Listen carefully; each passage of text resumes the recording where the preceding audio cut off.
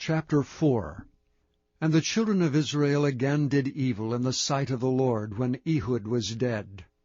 And the Lord sold them into the hand of Jabin, king of Canaan, that reigned in Hazor, the captain of whose host was Sisera, which dwelt in Harosheth of the Gentiles.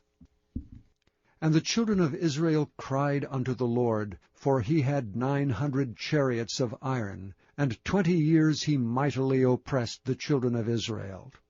And Deborah, a prophetess, the wife of Lapidoth, she judged Israel at that time.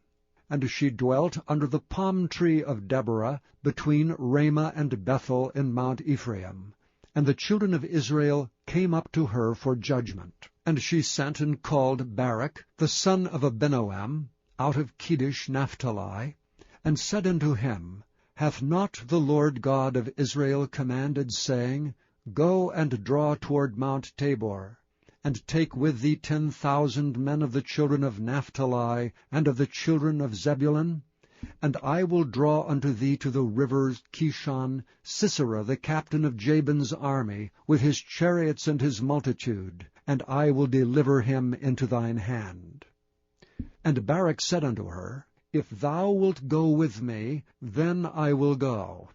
But if thou wilt not go with me, then I will not go. And she said, I will surely go with thee, notwithstanding the journey that thou takest shall not be for thine honor. For the Lord shall sell Sisera into the hand of a woman. And Deborah arose and went with Barak to Kedesh. And Barak called Zebulun and Naphtali to Kedesh, and he went up with 10,000 men at his feet, and Deborah went up with him. Now Heber the Kenite, which was of the children of Hobab, the father-in-law of Moses, had severed himself from the Kenites, and pitched his tent unto the plain of Zaanaim, which is by Kedesh. And they showed Sisera that Barak the son of Abinoam was gone up to Mount Tabor. And Sisera gathered together all his chariots, even 900 chariots of iron, and all the people that were with him, from Harosheth of the Gentiles unto the river of Kishon. And Deborah said unto Barak, Up, for this is the day in which the Lord hath delivered Sisera into thine hand. Is not the Lord gone out before thee? So Barak went down from Mount Tabor, and 10,000 men after him.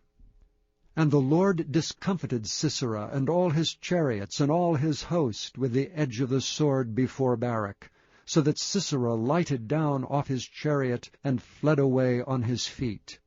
But Barak pursued after the chariots and after the host unto Harosheth of the Gentiles, and all the host of Sisera fell upon the edge of the sword, and there was not a man left. Howbeit Sisera fled away on his feet to the tent of Jael, the wife of Heber the Kenite. For there was a peace between Jabin, the king of Hazor, and the house of Heber the Kenite.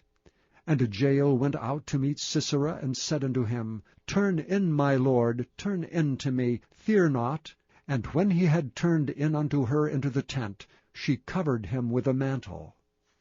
And he said unto her, Give me, I pray thee, a little water to drink, for I am thirsty. And she opened a bottle of milk, and gave him drink, and covered him. Again he said unto her, Stand at the door of the tent, and it shall be, when any man doth come and enquire of thee, and say, Is there any man here? That thou shalt say, No. Then Jael Heber's wife took a nail of the tent, and took an hammer in her hand, and went softly unto him, and smote the nail into his temples, and fastened it into the ground. For he was fast asleep and weary, so he died. And behold, as Barak pursued Sisera, Jael came out to meet him, and said unto him, Come, and I will show thee the man whom thou seekest.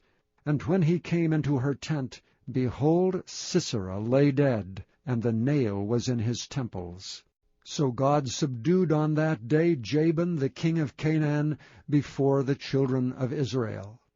And the hand of the children of Israel prospered and prevailed against Jabin the king of Canaan, until they had destroyed Jabin king of Canaan.